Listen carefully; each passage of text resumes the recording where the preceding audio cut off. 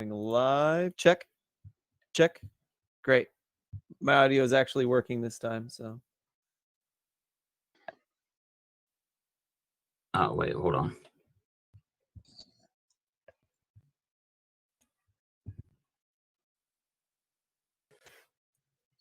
Oh, I'm going to grab a beer. I'll be 5 seconds. I already have the beer and the backup beer. All right, you guys good? Yeah, I'm recording. Yeah. Welcome everybody to the USL show. It's a special news edition, and by that I just mean I think we're going to hit up two major news news topics tonight, and then get on out. Have somewhat of a short one tonight, because for maybe obvious reasons and also unknown reasons, not feeling it tonight, guys. Not feeling it at all. This is Phil here, but we also got Ryan in Wilmington. Ryan, how are you doing? I'm doing okay, Phil, and I'm sad about St. Louis FC joining my Wilmington Hammerheads in the big league in the sky. Yeah, Evan and I were talking about it this morning early on, and talked about how you still grieve your former team for sure.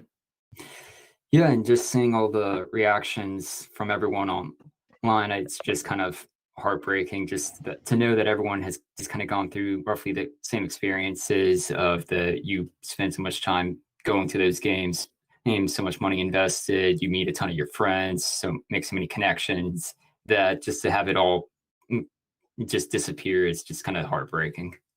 It is, and we're going to dig a little bit into that, but first let's introduce the rest of the group. Pony's here tonight. How's it going, Pony?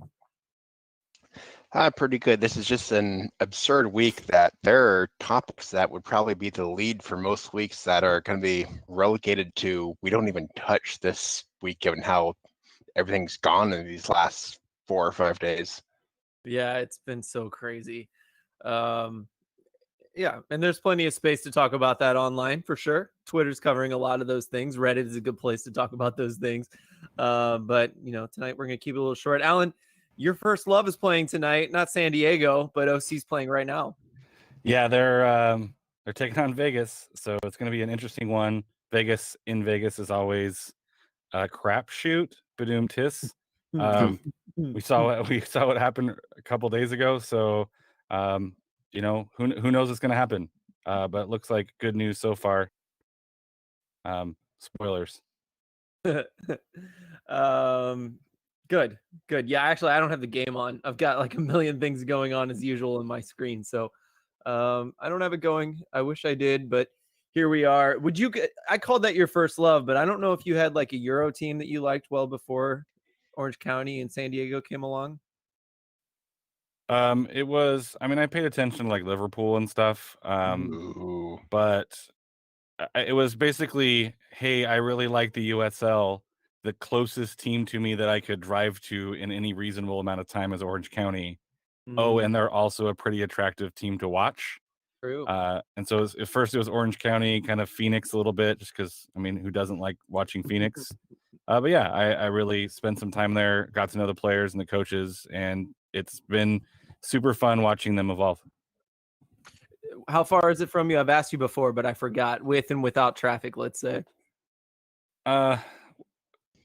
Without traffic, it's like a good hour 45. It could be pushing that a little bit. It's not a terrible drive, but just after the match is what's terrible. Like, we had to interview the coach, and Braden Cloutier was always a little bit like tardy at times. So there were some late nights at the pitch at Championship Soccer Stadium, but a 20-minute drive now to where San Diego plays is much more enjoyable. That's awesome. Good. Well, Alan just listed about 3 different clubs as being clubs that he's liked at any given time. And I'm in the position now that perhaps I'll have to do that. We had news of St. Louis FC, at least for 2 years, I should say. St. Louis FC is officially going to fold, and we've been expecting that news to happen for a pretty long time. Not that it doesn't hurt any less once you do get that bomb dropped on you the day of. And I don't know, it was like a good and a bad thing that Twitter was alive with conversation about that, especially my timeline, because it's full of a lot of St. Louis people. But let's not focus on that right this second.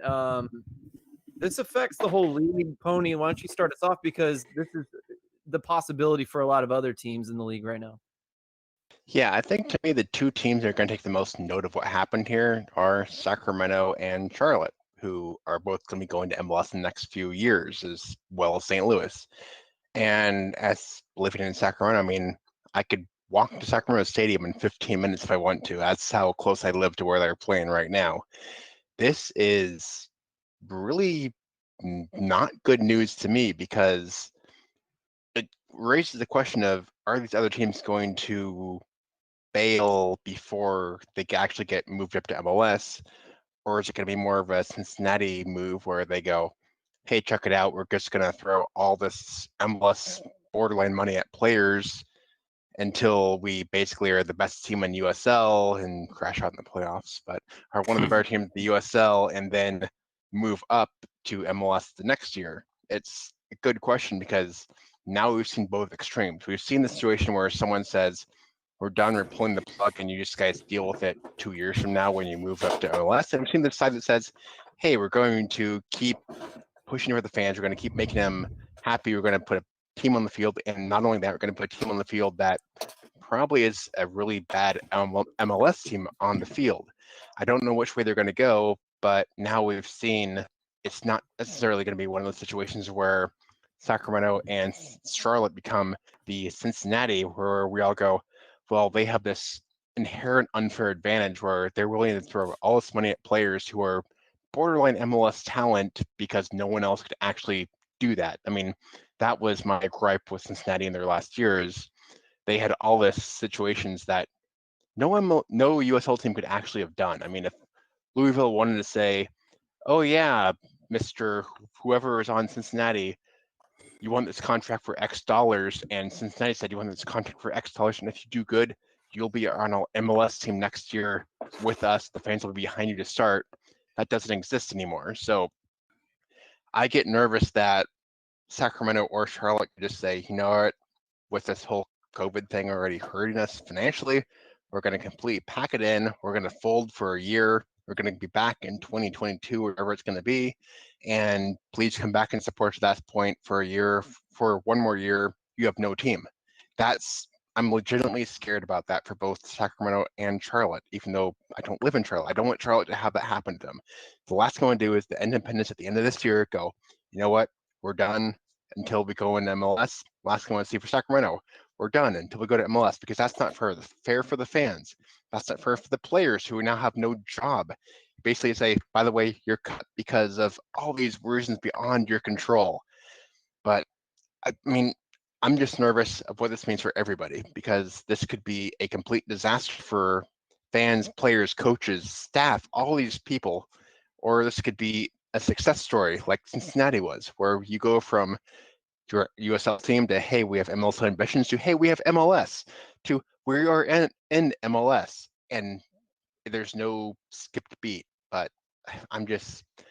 there's a right way and a wrong way. What Cincinnati did is the right way. What St. Louis did, I mean, granted, this year COVID has destroyed so many businesses financially, and I think St. Louis could be just one of those victims of what happened. If you have no fans suddenly, oh well, and they lose a lot of money, and they say, you know what, it just makes us pack it in. But it is what it is, and we'll have to see what happens with those two teams going forward.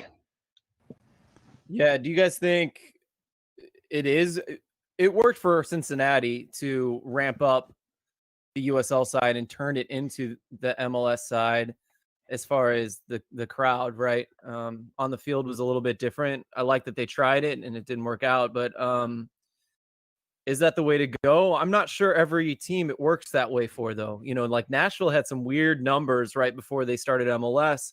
They also kind of started out saying, hey, we're going to go straight from USL to MLS. And then things got weird. Like they kind of distanced themselves from the USL club and changed things up. They kept the same leadership, but I don't know. It's been weird. Every team that goes up, it's been a weird transition. Alan, any thoughts on that? I don't know what you would do or what you would hope for your team if they were to go up. San Diego very well could be in this position someday. Yeah, I know that they've talked about like this isn't the plan, but if it happened, it'd be great. I think with a team like St. Louis that's built this kind of culture, it would make sense to honor the fans and the culture that they built, to respect kind of what and build from there, versus, hey, we're a brand new team like an Austin or a Charlotte that seems to be less organic than maybe like a Sacramento or maybe a St. Louis. We were talking a little bit before. I think this also is an educational point for some USL fans to educate themselves on the relationship between USL and MLS. I think that there's some assumptions. Whoa. I think there's some assumptions that are made about the relationship between the two. And I know Ryan has a little bit more about that as well, just kind of this setup between USL and MLS. Yeah, I mean, I believe a lot of people would look at USL as kind of being something that's propping up MLS to just for the simple inclusion of the MLS2 sides, but I almost view that more as just something that's mutually beneficial to both leagues for now, that is, but don't have it be mistaken that MLS and USL are like the best of friends. I feel like they're at this point right now just more peacefully coexisting, but we're starting to see a bit more of that kind of butting heads against each other because now we're getting into a point of MLS basically coming into USL markets, squashing the competition and having it benefit them as those sides move into the top flight. I'm so sorry, Alan. Can you take over this conversation? I think I've lost everybody for a second, and I got to figure it out. Sure. I think Phil had a tweet earlier that was saying that it's like U.S. soccer is not in a position to pick winners and losers or to protect a team. And I know there's some frustrations about, well, why didn't the MLS team, the USL team talk? It's like they're under no obligation to, and the owners of St. Louis are under no obligation to continue playing if there's no promise that there's going to be a relationship. I think this just boils down to businessmen are going to make business decisions, and because some people view soccer as a business, I know fans don't always, and so owners are under no obligation to keep a team running if they don't want to keep a team running, regardless of what the league or U.S. soccer would like. Maybe they can be like, hey, we would really like it, but is there that with Lansing? Right, there's no obligation. And I mean, Pony, I don't know how you feel about it regarding these obligations, if you will. Yeah, I mean, to me, I think a lot of it comes for how much of the ownership is going to be staying the same between USL and MLS. Because I know for Sacramento, it's a little bit more stable, where we're not going from a team in USL to a team in MLS who has no one the same, who has no similar ownership. There's definitely a few parallels in there of who helped get him here and who's going to be taking control once it moves up a tier. And Phil would be much better answer the question I have of how many of the people from St. Louis USL are still a part of St. Louis MLS. If it's completely different, I think that might be the reason why we've seen this shift. While if we go with Cincinnati did a good job of the team who built the USL team help push them over MLS. It's not two different ownership groups. It's not two different, completely different companies, or whatever you want to say.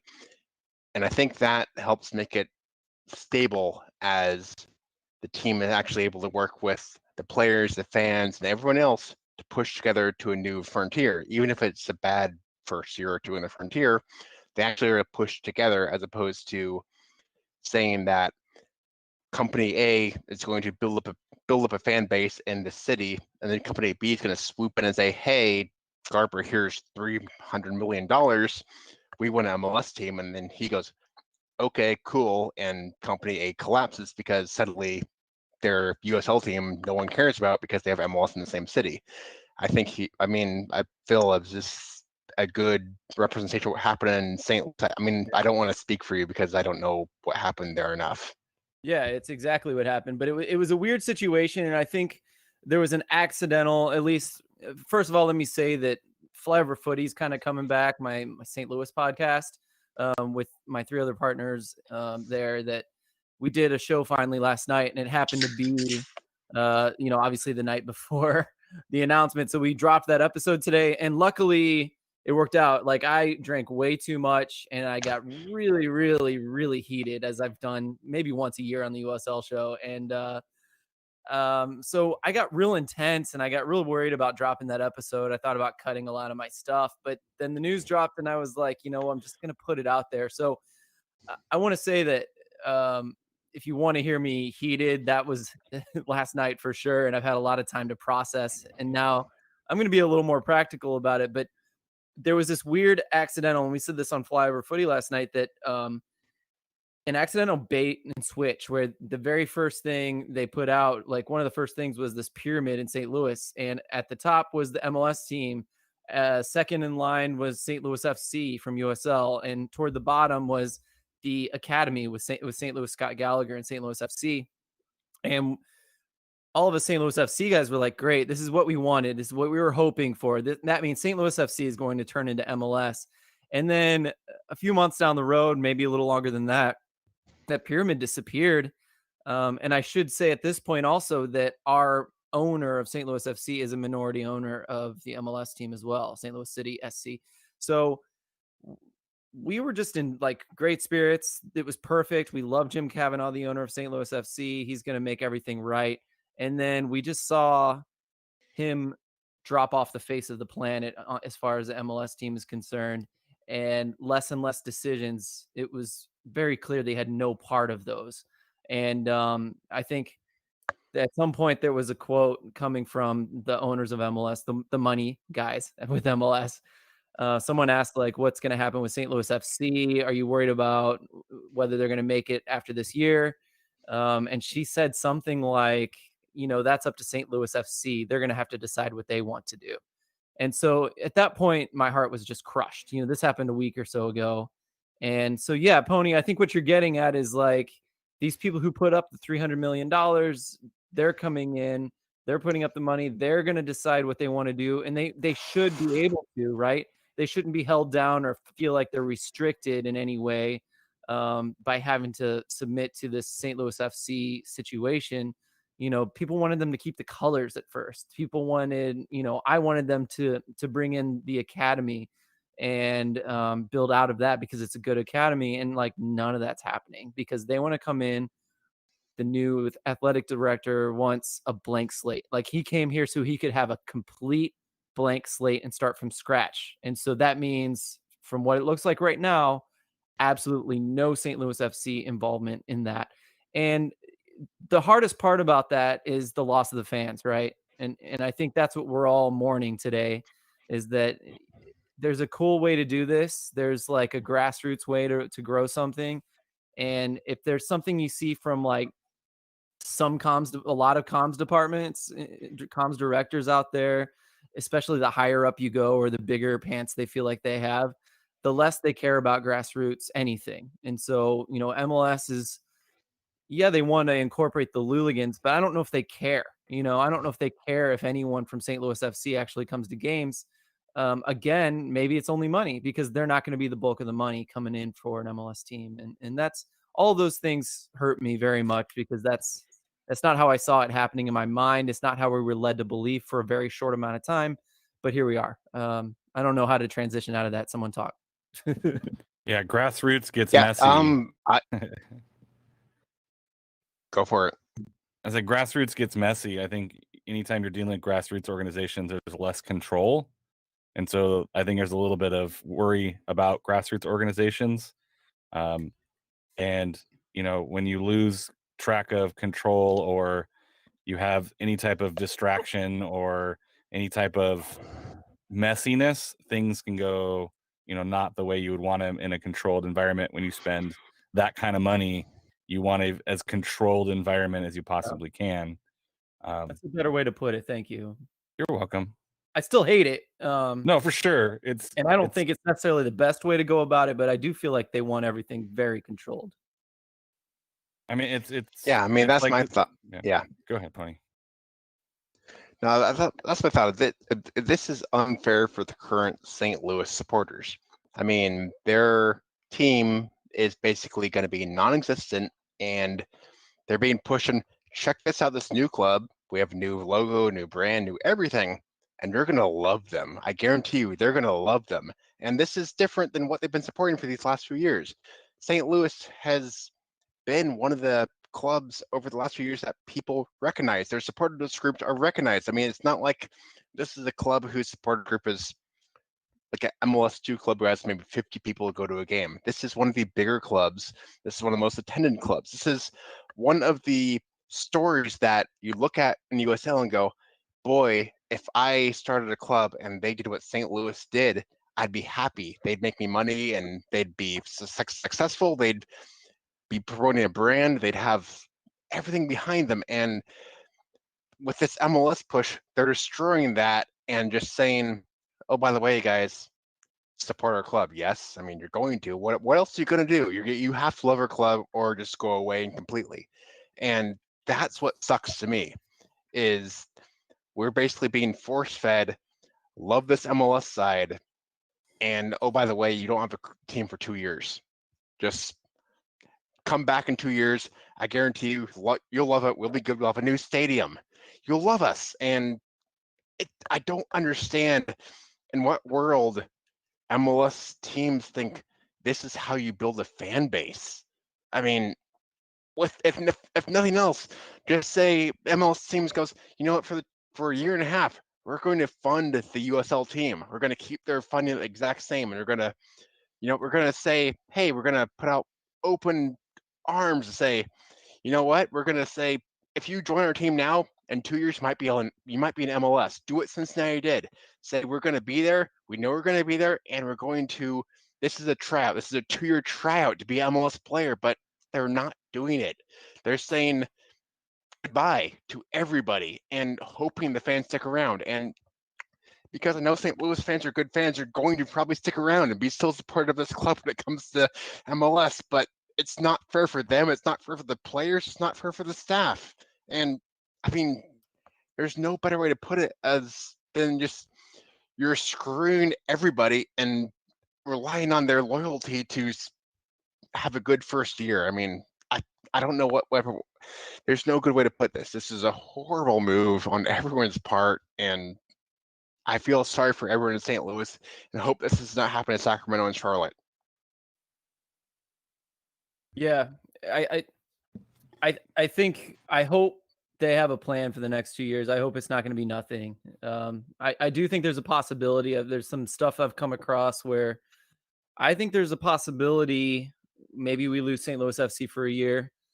And then possibly in 2022, if I were them, this is going to be the thing that I pound home and repeat over and over. I hope they start a League One team in order to try to bring up, in 2022, to try to bring up the academy to the adult level, because already Lutz Pfannenstiel is the new sporting director from Fortuna Dusseldorf, formerly, and he wants to have homegrowns in the first year.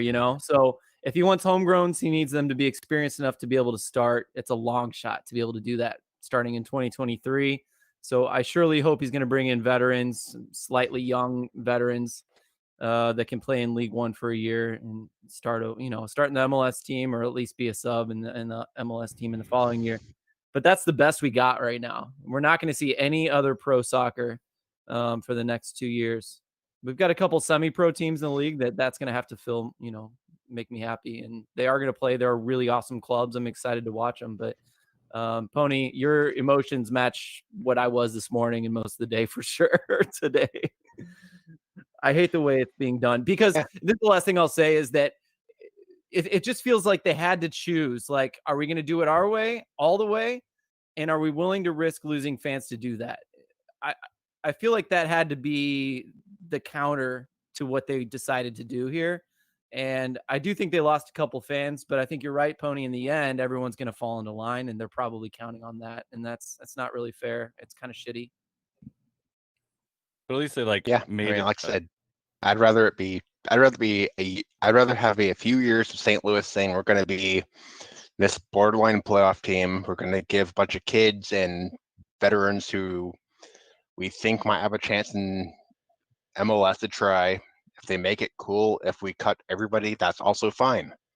But as it is, I think they kind of copped out by saying, you know what, we got hit financially by this whole COVID thing and the shutdown, so we're done. And that's where we are now. Which I think is both partly true and partly bullshit, by the way. I think everyone probably saw that was like, I think they were going to fold anyway. But if they weren't folding this year, after this year, it would have been the following year. It was inevitable. I don't know if that really matters. Alan, what were you about to say a little bit I would ago? just say, speaking of cop out, what the league did with that fourth substitution or the fourth sub was pretty much a cop out as well. If we want to transition out of therapy for Phil, which is much needed and much appreciatedly given. But yeah, that fourth sub violation. If we want to get into that kind of quagmire. Let's put a pin in that. I'm so sorry, Alan, but we did not give Ryan a chance to say something. I'm so sorry. Yeah. Please do.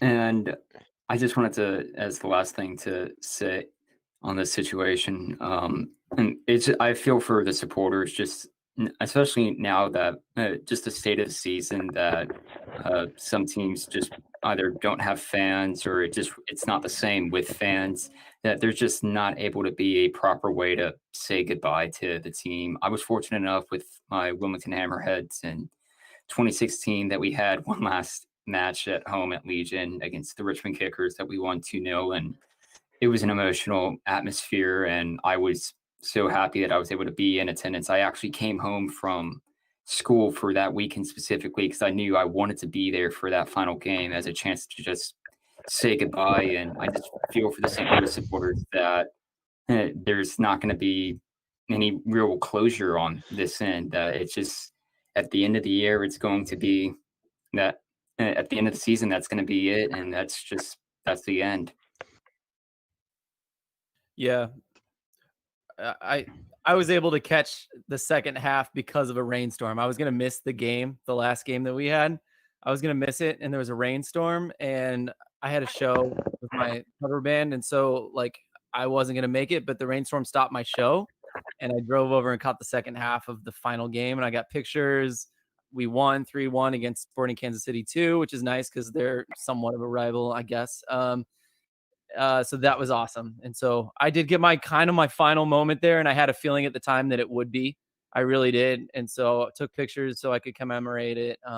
There's a chance we get a game before the end of the season if St. Louis County lets us do it, but not counting on it. But yeah, moving on.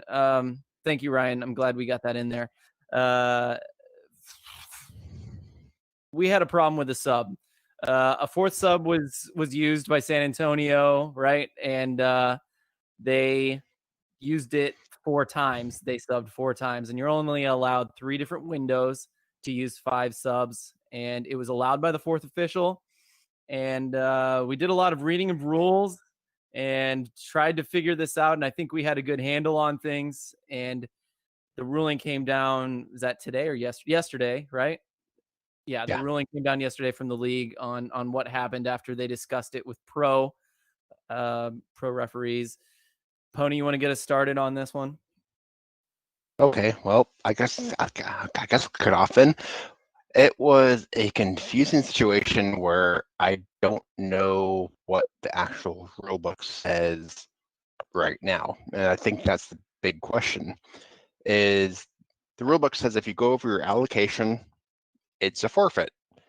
But the allocation doesn't really specify if you're talking about the number of subs you're going to have in a game or the number of windows that you're going to have. And that gets a very weird, who knows what the actual rule is if this was not actually specified by the league in a written email, say, here are amended rulebook for this season. And given the response from the USL, I think they realized that, oh shit, we did not update our rulebook to specifically say you get 5 subs in 3 windows. That's the biggest takeaway I get. Because if there was a rule that went out to all the teams that said, hey, you get 5 subs, but it's only in 3 windows, this would be for San Antonio. It would suck for them because they were well ahead. They would have easily won the game if this sub didn't happen. But if that rule went out to all the teams, this would be a forfeit. And I think they realized we did not clarify stuff in writing enough. We said, hey, by the way, we're doing 5 subs. And San Antonio went, okay, sub, and accidentally. I don't think this was intentional. I do not think this was in the least bit intentional by them. They said, here's a sub. Ref said, okay, holds up the sign. He goes out there, and then after the game, we go, oh, wait, that was actually sub number 4 and window 4. And I mean, it's just frustrating to see how this played out. I mean, if there was a change in the rulebook to specifically say this is not allowed, and the USL is still saying San Antonio's okay because of whatever the heck happened, that's bad. And they should have forfeited the game. Even if there was no chance they would lose this game, they should have forfeited the game if that actually went out. But if it didn't, it's vague. It's ambiguous. I mean, I agree. yes, Hold on the a second, intention is though. pretty clear, but Yeah, if it let's wasn't back up, broken, though, because I think we need to reiterate exactly the differences between what you're talking about. I mean, you said it, Pony. There's like a rule about subs, but it doesn't specify every damn thing. Ryan, do you know exactly how the rules were laid out? I feel like you were one of the people that posted a picture of the rules. No, I believe that was Alan, but I guess if we're going based off of what the international ruling is given down by FIFA, it was that you can have now 5 substitutions in a match, but can only occur in 3 different windows. But like there wasn't like an outright listing of like what would be the punishment if a team violated this window rule and had a 4th window. Well, used just because we never came across it whenever it was used up in any of the top 4 leagues in England that we're still playing. Yeah, so you can say I do remember seeing Jeff Rude is the first to like kind of report on this, and he did lay out exactly what is supposed to happen, which is if this rule was broken, which is like generally the substitute rule, which I think we'll get to in a second here. Alan, I'm going to prep you for that discussion here, but the consequences are to forfeit the match, and letter A was to forfeit the match if you mess that up. The second one was to pay a $2,500 fine. And then also I'm not sure I'm right about this, but Ira Jersey kind of helped me try to understand this because he's been a referee in the past. It seems to me, and I might have been proven wrong by what was decided, but it seems to me the spirit of this rule is not necessarily for the rules to shut everything down. I don't know, Pony, you've done some refereeing, maybe you know, but it's up to the coach and the team to not mess it up.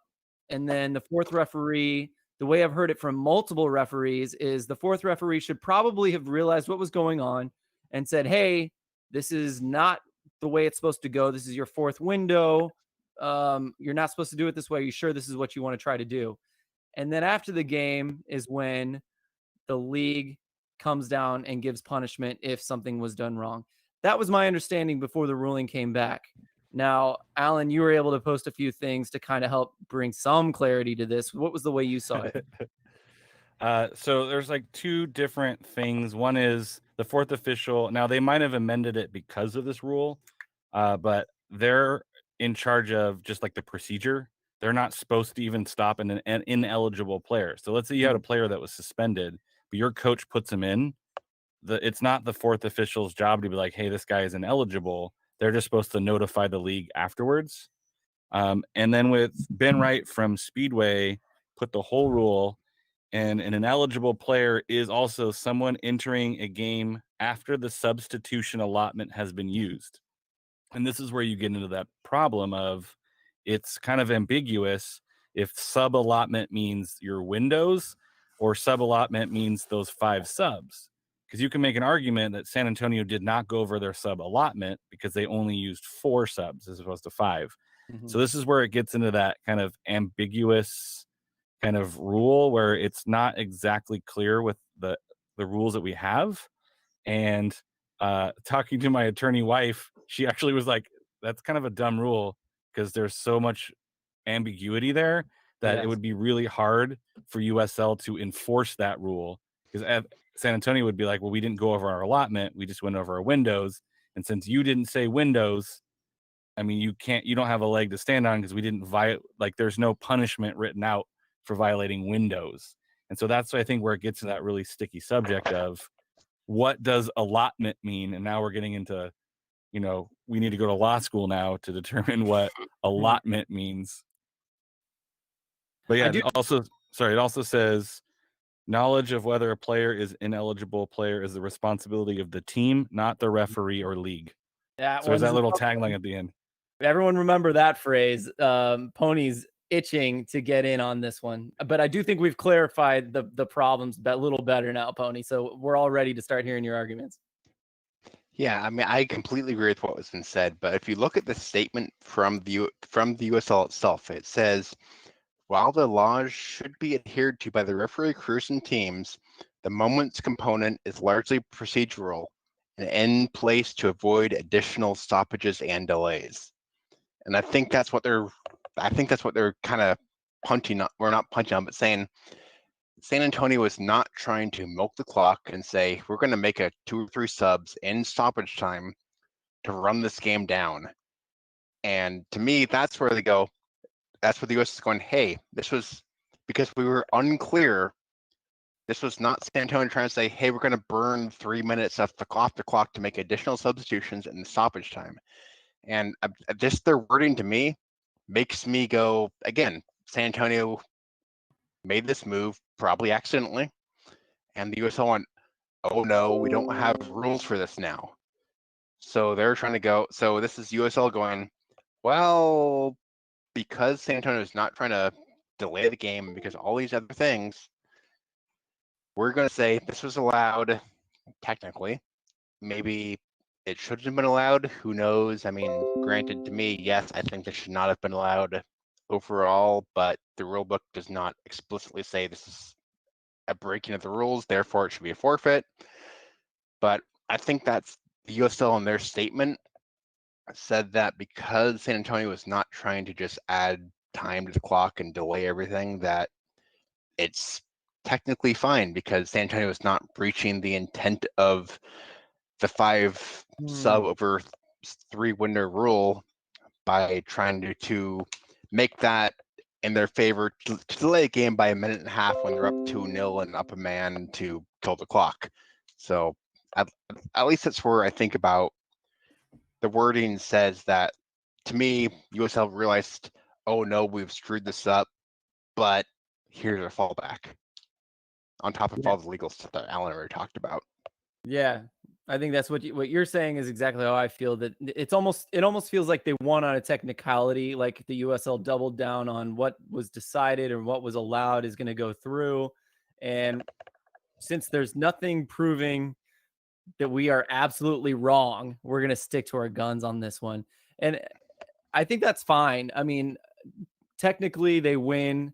In law, this is kind of how it works. I will say that if I used to be very much against this is the way it should be. But I will say that the way the game was going, San Antonio really kind of deserved the win. And in this situation, it didn't affect the game terribly.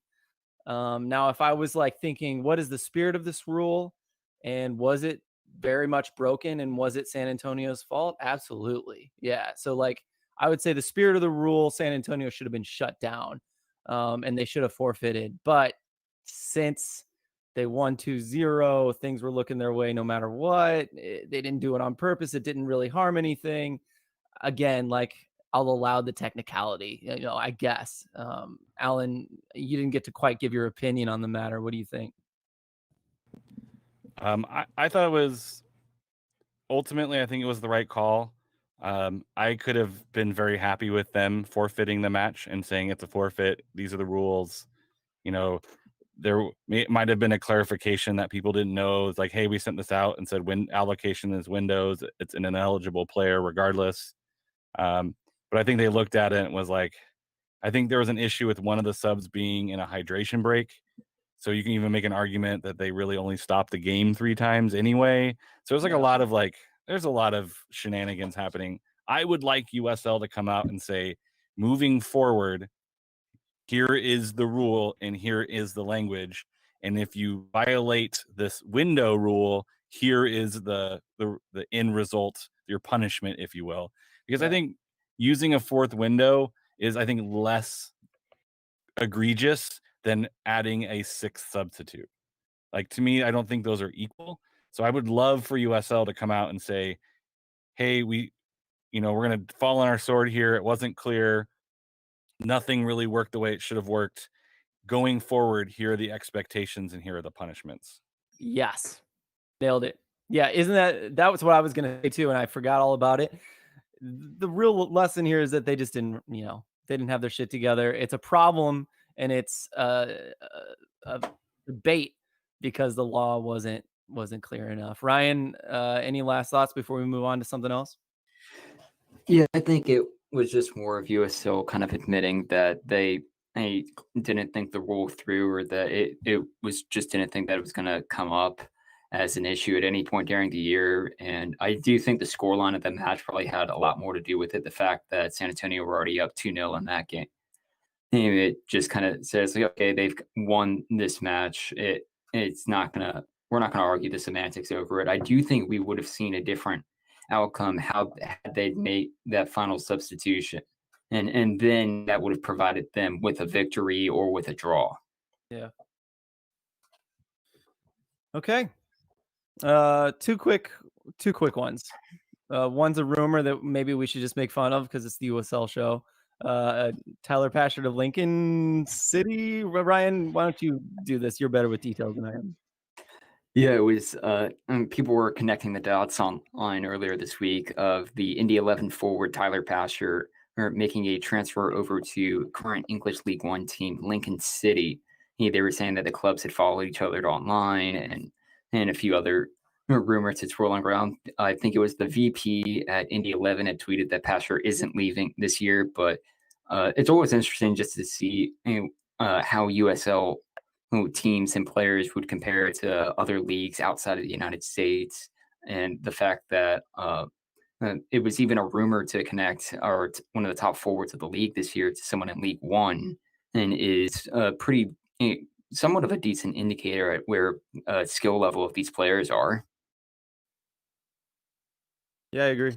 We were kind of talking about Hartford and their U23 team and sending a guy to the USL rather than playing for the U23 team. It's a step up for that guy, I'm sure, especially playing against grown men. So League One comparison, I think that's somewhat there. We've had these debates before, but it's got to be somewhat close. Maybe getting better as every year as we go. What's our last topic? I forgot already. I don't have my notes in front of me. Phoenix, Vegas. Phoenix, Vegas. What do we got? What's the score? Oh, what was a 3-3 draw? Vegas. Sorry. Alan, why don't you lead us off on the Phoenix Vegas thing? Sorry, I got confused. Yeah, so there was like 42 minutes of stoppage time. Obviously, that's a little hyperbolic, but there was a lot of stoppage time between the Vegas Phoenix match. And Phoenix, I was even writing the recap from San Diego, and I even wrote Phoenix wins in Vegas, which puts them even further ahead than San Diego, because after a penalty kick in the 90th minute, I figured 3-1 was a pretty good result, and Vegas was probably not going to get a whole lot. But there's obviously some drama. But I went back and looked at the the time of everything that took place in stoppage time. And I took a look at the clock. Some of them, it's hard to tell because the camera it's on a replay when play resumes. But there's about 4.5 minutes of stoppage time, or actual soccer time, that's played between the kickoff and 20 seconds after the 90th or into the 91st minute and the 97th minute, like 97:38, when the offside call happens that leads to the third Vegas goal.